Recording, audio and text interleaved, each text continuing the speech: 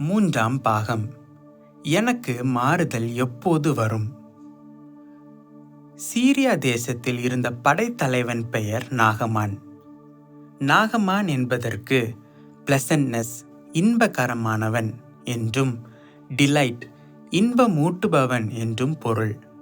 ஆனால் அவனோ துன்பம் நிறைந்தவனாயிருந்தான்.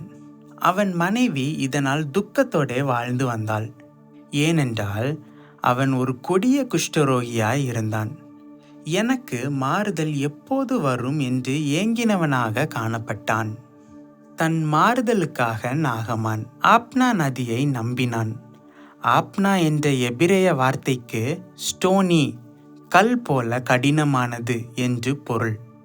புண்பிடித்த உடலுக்கு இதனால் நலமில்லை. பர்பார் நதியை நம்பினான். பர்பார் என்பதற்கு ஸ்விஃப்ட், துரிதமானது, வேகமானது என்பது பொருள். அதுவும் இவனுடைய குஷ்டரோகத்தை கண்டு கொள்ளாமல் வேகமாக சென்று கொண்டிருந்தது. சீரிய தேவர்களையும் தேவிகளையும் நம்பினான். அவைகளாலும் மாறுதல் கொடுக்க முடியவில்லை. சீரிய வைத்தியர்களையும் அணுகினான். பல சிகிச்சைகள் செய்தும் மாறுதல் உண்டாக பலனளிக்கவில்லை. சொந்த வீட்டு வைத்தியங்களும் உதவியாய் இருந்தபாடில்லை. மாறுதல் வரவே இல்லை. கிடைத்தது ஒரு செய்தி. சமாரியாவில் ஒரு தீர்க்கதரிசி இருக்கிறார். அவரிடம் போவாரானால் அவர் இவருடைய குஷ்டரோகத்தை நீக்கிவிடுவார்.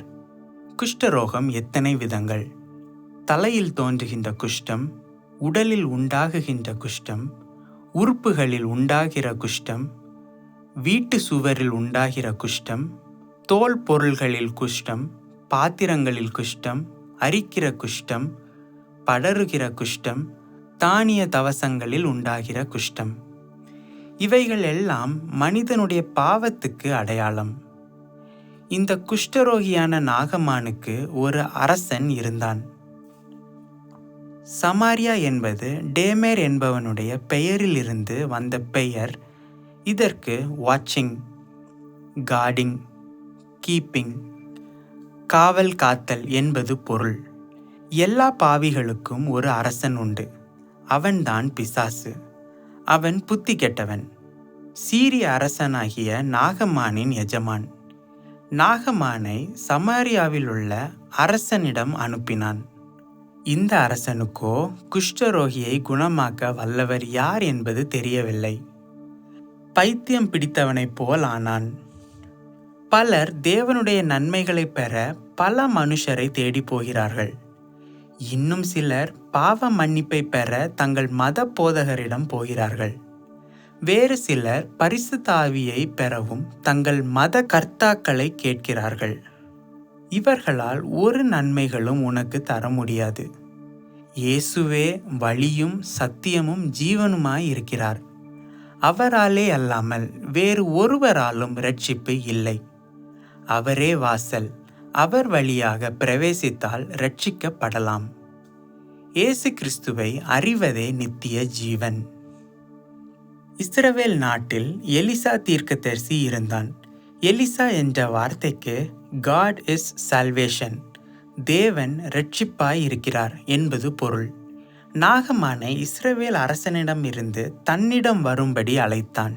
ஏன்? இரட்சிப்பதற்காக. இயேசு ஏன் பூமியில் தோன்றினார்? பாவிகளை இரட்சிக்க கிறிஸ்து இயேசு வந்தார். பாவிகளை மனம் திரும்புவதற்காக அழைக்க வந்தேன் என்றார். வருத்தப்பட்டு பாரம் சுமக்கிறவர்களே, நீங்கள் எல்லோரும் என்னிடத்தில் வாருங்கள், நான் உங்களுக்கு இளைப்பாறுதல் தருவேன் என்று அழைத்தார். ஒருவன் தாகமாயிருந்தால் என்னிடத்தில் வந்து பானம் பண்ண கடவன் என்று அழைக்கிறார். நானே உயிர்த்தெழுதலும் ஜீவனுமாய் இருக்கிறேன். என்னை விசுவாசிக்கிறவன் மரித்தாலும் பிழைப்பான் என்றார். அவரே ஜீவ அப்பம். அவரிடத்தில் வருகிறவர்கள் ஒரு காலும் பசியடைய மாட்டார்கள், தாகமடையவும் மாட்டார்கள். இப்போது இயேசு உன்னையும் அழைக்கிறார். அன்று அந்த சந்திரரோகியை என்னிடத்தில் கொண்டு வாருங்கள் என்றவர் இயேசு. நாகமான் எலிசாவை சந்திக்கும்படி வந்தான். ஆனால் நாகமானிடம் ஒரு சொந்த நிகழ்ச்சி நிரல் இருந்தது. தன்னை எலிசா குஷ்டரோகமுள்ள இடங்களில் எல்லாம் தன் கையினால் தடவி எண்ணெய் பூசி குணமாக்க வேண்டும் என்று எண்ணிக்கொண்டிருந்தான். எலிசாவின் வழி அது அல்ல. உன் வழி அல்ல, கர்த்தருடைய வழி. கர்த்தருடைய வழியைத்தான் உன் வழியாக ஏற்றுக்கொள்ள வேண்டும். எலிசா நாகமானுக்கு கொடுத்த கட்டளை என்ன? யோர்தான் நதியில் போய் 7 தடவை ஸ்நானம் பண்ணு. இக்கட்டளையை நாகமான் ஏற்றுக்கொள்ளவில்லை. தனக்கு கொடுக்கப்பட்ட கட்டளையை எதிர்த்தான். ஆனால் அவனுடைய வேலைக்காரர்கள் அவனுக்கு உபதேசம் கொடுத்தார்கள். 7 தடவைகள் யோர்தான் நதியில் நாகமான் முழுகினான். பூரண சுகமடைந்தான். அவன் விரும்பின மாறுதல் அதிசயமாக அவனுக்கு வந்தது. தண்ணீரில் முழுகுதல் எதை காண்பிக்கிறது? 7 தடவை முழுகினானே. 7 என்பது பூரணத்தை குறிக்கும் எண். ஞானஸ்நான உபதேசத்தை பூரணமாக உன் அனுபவத்தில் ஏற்றுக்கொள்ள வேண்டும் என்பதை 7 என்ற இந்த எண் குறிப்பிடுகின்றது. நீ உன் ஜீவியத்தில் மாறுதல் அடைய வேண்டுமானால் முழுகி ஞானஸ்நானம் பெற்றுக்கொள்ள வேண்டும். பரிசேயரும் நியாயசாஸ்திரிகளும் ஞானஸ்நானத்தை வேண்டாம் என்று தள்ளினது போல நீயும் தள்ளிவிடாதே. நீ ஏற்றுக்கொள்ள வேண்டிய தேவனுடைய ஆலோசனை ஞானஸ்நானம் ஆகும். நாகமான் யோர்தான் நதியை பற்றி பலவிதமாக எண்ணினான். யோர்தான் சீரியா நாட்டில் உள்ளது அல்ல, அது இஸ்ரவேலருடைய நாட்டில் உள்ளது. முழுக்கு ஞானஸ்நானம் மாம்சத்தின்படியான உபதேசம் அல்ல. இது பாரம்பரிய உபதேசமும் அல்ல. நீ உன் மார்க்க வைராக்கியத்தையும் உன்னுடைய கொள்கை வைராக்கியத்தையும் விட்டுவிட்டு தேவனுடைய வசனத்துக்கு கீழ்ப்படிந்து முழுக்கு ஞானஸ்நானம் பெற்றுக்கொள். நாகமான் யோர்தானை குறித்து இது பெயர் பிரஸ்தாபமுள்ள புண்ணிய நதி அல்ல என எண்ணியிருக்கலாம். ஞானஸ்நானமானது இஸ்ரவேலர் சிவந்த சமுத்திரத்தை கடந்த நாளிலிருந்தே பிரஸ்தாபமாக உள்ளது. 1 கொரிந்தியர் 10:1-2 பாருங்கள். இயேசு கிறிஸ்து, யோவான் ஸ்நாபகன், ஆதி அப்போஸ்தலர்கள் ஆகிய இவர்களுடைய நாட்களிலெல்லாம் முழுக்கு ஞானஸ்நானம் மிகவும் மேன்மையுடைய சத்தியமாயிருந்தது. நாகமான் யோர்தான் தண்ணி கலங்கினது, அற்பமானது என எண்ணியிருக்கலாம். அதுபோல ஞானஸ்நானம் உனக்கு அற்பமானதாகவும் மதிப்பற்றது போலவும் தோன்றலாம். ஆனால் ஞானஸ்நானமானது திருவசனத்தோடுள்ள தண்ணீர் முழுக்கு ஆகும். உனக்கு கலங்கினதாக தோன்றுகிற யோர்தானில் இயேசு முழுகி ஞானஸ்நானம் பெற்றார். இல்லாவிட்டால் இயேசு ஞானஸ்நானம் பெற தண்ணீரில் இறங்கி தண்ணீரினுள்ளே நிற்கிற யோவான் ஸ்நாபகனிடம் செல்ல வேண்டியது இல்லை. இயேசு ஞானஸ்நானம் பெற்று கரையேறி ஜெபம் பண்ணுகையில் வானம் திறந்தது. பிதாவாகிய தேவன் இயேசுவோடே பேசினார். பரிசுத்த ஆவியானவர் புறாவைப் போல அவர் மேலே வந்து இறங்கினார். நீயும் இந்த முழுக்கு ஞானஸ்நானம் பெறுவாயானால் உனக்கும் இந்த ஆசீர்வாதமான மாறுதல் கிடைக்கும். ஞானஸ்நானத்தில் உன் பழைய மனுஷனை அடக்கம் செய்து களைந்துவிட்டு புது மனிதனை உடுத்திக்கொண்டு புது மனிதனாக நீ வெளியே வரலாம். ஞானஸ்நானத்தில் முழுவதும் பழைய மனிதனை களைந்து விடலாம். கிறிஸ்துவை தரித்து கொள்ளலாம். நாகமான் தண்ணீரில் இறங்கினான், முழுகினான், பூரணமாக முழுகினான். நாகமான் புதிய மனுஷனாக மாறினது போல நீயும் புதிதாகலாம். ஒருவன் கிறிஸ்துவுக்குள் இருந்தால் புதிய சிருஷ்டியாய் இருக்கிறான். பழையவைகள் ஒளிந்து போயின, எல்லாம் புதிதாயின. நீ இதுவரை முழுக்கு ஞானஸ்நானம் பெறாதவனானால் ஞானஸ்நானம் பெற காலம் கடத்தாதே, இப்போதே ஒப்புக்கொடு.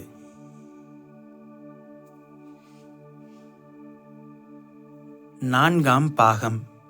எனக்கு மாறுதல் எப்போது வரும்? பரிசுத்த ஆவி பெறுதல்.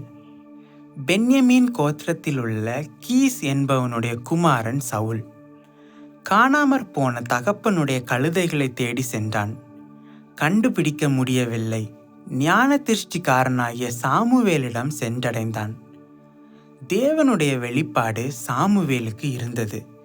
சவுலுக்கு சாமுவேல் சில உபதேசங்களை கொடுத்தான். 1 சாமுவேல் 9:19. நீ எனக்கு முன்னே மேடையில் ஏறிப்போ. இது முதலாம் உபதேசம். உனக்கு இந்த உபதேசம் தேவை. உன்னுடைய மிக கீழ்த்தரமான தாழ்வான ஜீவியத்தை மாற்றிவிட்டு மேலான ஜீவியம் செய்ய ஆரம்பமாகு. அதாவது மனம் திரும்பு. இரண்டாவது உபதேசம் என்ன? இன்றைக்கு என்னோட கூட போஜனம் பண்ணு. சாமுவேல் என்பதற்கு நேம் ஆஃப் காட், தேவனுடைய நாமம் என்பது பொருள். நமது தேவனுடைய நாமம் வார்த்தை என்று வெளிப்படுத்துதல் 19:13 காண்கிறோம். அந்த வார்த்தை மாமிசமாகி கிருபையினாலும் சத்தியத்தினாலும் நிறைந்தவராய் நமக்குள்ளே வாசம் பண்ணினார். அவர்தான் இயேசு கிறிஸ்து. வெளிப்படுத்துதல் 3:20. ஆண்டவராகிய இயேசு கிறிஸ்துவோடு நீ போஜனம் பண்ண வேண்டும் என்று தேவன் விரும்புகிறார். அவரிடம் நீ புசிக்க தகுந்த தேனும் அப்பமும் மீன் சுண்டமும் பாலும் திராட்சரசமும் இறைச்சியும் உண்டு. அவருடைய உபதேசம், ஆலோசனை, புத்திமதி, வார்த்தைகள், பிரசங்கம் அனைத்தும் அவர் உனக்கு தரும் உணவு ஆகும். மூன்றாவது உபதேசம் என்ன? நாளை உனக்கு வெளிப்பாடு தருவேன், என்னிடத்தில் தங்கியிரு. இயேசு கிறிஸ்துவோடுள்ள ஐக்கியத்தை விட்டுவிடக்கூடாது. அவர் சமூகம் தரித்திருக்க வேண்டும், காத்திருக்க வேண்டும், ஜெபத்தில் உறுதியாக தரித்திருக்க வேண்டும். தேவன் உன்னோடு பேச விரும்புகிறார். கர்த்தாவே சொல்லும், அடியேன் கேட்கிறேன் என்று சொல்லிக் கொண்டே இரு. ஆண்டவரே, நான் என்ன செய்ய சித்தமாயிருக்கிறீர் என்று அவரிடம் கேள். அவர் உன்னோடு பேசுவார்.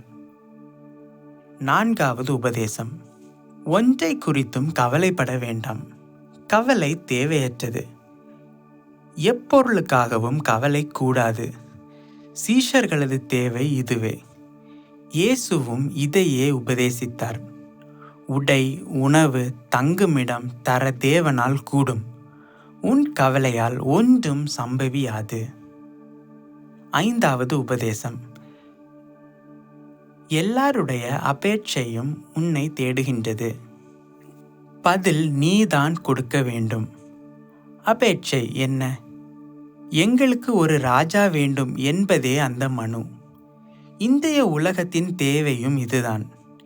நீதியாய் ஆளும் ஒரு அரசன் இப்பூமியில் இல்லை. சபையாகிய உன்னை சகல கண்களும் எதிர்பார்த்து கொண்டிருக்கிறது. தேவனும் உன்னை எதிர்பார்க்கிறார். ஏன்? இப்பூலோகத்தை அரசாள அரசர்களது கூட்டம் வேண்டும். அதில் நீதான் ஒரு ராஜாவாக இருக்க வேண்டும். நானோ, ஐயோ, என்னால் முடியாது. இன்னொரு மாற்றம் எனக்கு உண்டாகுமா? இன்னும் என்னில் அதன் ஆயத்தம் இல்லையே. எனக்கு ராஜரீக மாற்றம் வேண்டும் என்று எண்ணுகிறாயோ? சவுல் என்ன எண்ணுகிறான்? 1 சாமுவேல் 9:21. என் குலம், என் குடும்பம், என் கோத்திரம் ஆளத் தோன்றினதா? இல்லை, கழுதையை தேடி அளத்தான் உண்டு என்று சவுல் எண்ணினான். நான் ஒரு கிருஷிக்காரன். நான் ராஜாவாக முடியுமா? நான் மாடுகளின் பின்னாக போகிறவன் அல்லவா? எனக்கு புத்தி உண்டா? நான் மாடுகளை கழுவுகிறவன் அல்லவா? நான் ராஜாவாயிருந்து என்ன செய்வேன்? நான் கலப்பை ஏற்கொண்டு நிலத்தை உழுகிறவன் அல்லவா? நான் எப்படி உலகத்தை அரசாளுவேன்? என்னால் முடியாது என்று தன்னை எண்ணிக்கொண்டு தளவாடங்கள் இருந்த இடத்தில் போய் ஒளிந்து கொண்டான். யோனா கப்பலின் அடித்தட்டில் ஒளிந்து கொண்டான். எலியா சூரை செடியின் மறைவில் ஒளிந்து கொண்டான். நீ எங்கே ஒளிந்திருக்கிறாய்? நீ ராஜாவாயிருந்து உலகத்தை அரசாளுவதற்காக மேலான ஜீவியம் செய்ய அழைக்கப்பட்டிருக்கிறாய். இயேசு கிறிஸ்துவோடு ஐக்கியமாயிருந்து போஜனம் புசிப்பதும் தேவனுடைய வெளிப்பாடுகளை பெறுவதும் கவலைப்படாத ஜீவியம் செய்வதும் இதற்காகவே. தெய்வீக தாகமும் சுவிசேஷ வாஞ்சையும் உடைய மக்கள் உன்னை எதிர்பார்த்து கொண்டிருக்கிறார்கள். நீ தேவனுடைய சுவிசேஷ ஊழியம் செய்ய வேண்டும். தங்கள் சத்துருக்களை வென்று வெற்றியின் வழிகளில் வீரமாக நடப்பதற்காக உன்னை நாட்டு மக்கள் எதிர்பார்க்கிறார்கள். கர்த்தராகிய இயேசு கிறிஸ்துவுடனே நீ ஐக்கியமாயிருப்பதினால் தங்களை ஜெயகரமாக நடத்தும்படி உன்மேல் மக்கள் ஆவலாயிருக்கிறார்கள்.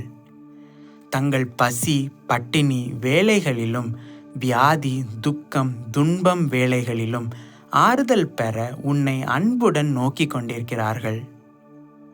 உன்னிடம் தேவனுடைய வரங்களும் தேவ வல்லமையும் நிறைந்திருக்கிறது. தேவனுடைய சகல ஆசீர்வாதங்களினாலும் நீ ஆசீர்வதிக்கப்பட்டிருக்கிறாய்.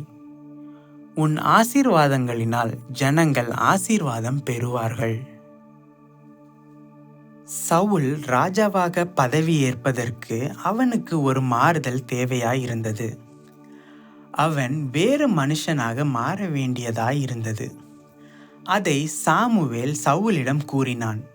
1 சாமுவேல் 10ஆம் அதிகாரம் 6-7 வசனங்களை வாசி. கர்த்தருடைய ஆவி உன்மேல் இறங்குவார். நீ அவர்களோடு தீர்க்க தரிசனம் சொல்லி வேறு மனுஷன் ஆவாய். பரிசுத்த ஆவியானவர் நீ ராஜாவாய் இருப்பதற்கேற்றபடி வேறு மனிதனாக உன்னை மாற்றுவார். நியாயாதிபதிகள் புத்தகத்தை நீ வாசிப்பாயானால் பரிசுத்த ஆவியானவர் பலரை வெவ்வேறு மனிதர்களாக மாற்றியிருப்பதை நீ காண்பாய். கிதியோன், யெப்தா, சிம்சோன் முதலான சாதாரண மனிதர்கள் கர்த்தருடைய ஆவியினால் மாபெரும் வீரர்களாக வெற்றி பெற்று விளங்கினார்கள்.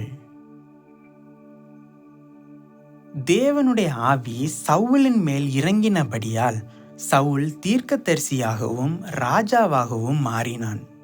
சாதாரண கிருஷிக்காரனாக இருந்த சவுல், மாடுகளின் பின்னால் சென்று கொண்டிருந்த சவுல், தினசரி கூலிக்காரன் போல உழைத்து வாழ்ந்த சவுல் ராஜாவாக மாறினான். இப்போது சவுலின் உடை தொழிலாளியின் உடை அல்ல, ராஜ உடை, போர் வீரனுடைய உடை.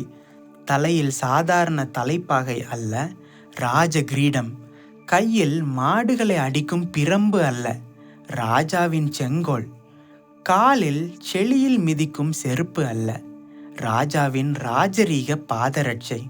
என்ன ஒரு மாற்றம்! எல்லாம் புதிதாயின. சவுல் தங்கும் இடம் இப்போது ஒரு வீடு அல்ல, ராஜ அரண்மனை. புசிப்பது கூழும் கஞ்சியும் அல்ல, ராஜ போஜனம். பலவிதமான படைகள், பட்டாளங்கள், சேனை வீரர்கள், பற்பல விதமான யுத்த ஆயுதங்கள், மக்களின் ராஜ மரியாதை. என்னென்று சொல்வது? அபிஷேகம் சவுலின் தலையில் வந்ததும் சவுலுக்கு கண்ணியமான மாறுதல் வந்தது. பரிசுத்த ஆவியானவர் இவ்விதமான மகிமையான மாறுதல்களை உனக்கு தருவார். நீ பரிசுத்த ஆவியை பெற்றிருக்கிறாயா? அவரால் நீ மாறுதல் அடையலாம். ஏசாயா 11:2 வாசி. அவரிடம் ஞானம், உணர்வு, ஆலோசனை, பெலன், அறிவு, கர்த்தருக்கு பயப்படுகிற பயம், கர்த்தத்துவம் ஆகிய தன்மைகள் எல்லாம் உண்டு. அவைகளுடன் பரிசுத்தம், சத்தியம், தேற்றரவு, மகிமை, அன்பு முதலான பரலோக கனிகள் எல்லாம் உண்டு. நீ முழுவதும் மாறுதல் அடையலாம், ராஜரீக மாறுதல் அடையலாம். ராஜ்யத்தை சுதந்தரிக்கும் ஸ்லாக்கியமும் அடையலாம். ராஜாவாக இருந்து உலகத்தை ஆளுகை செய்யலாம்.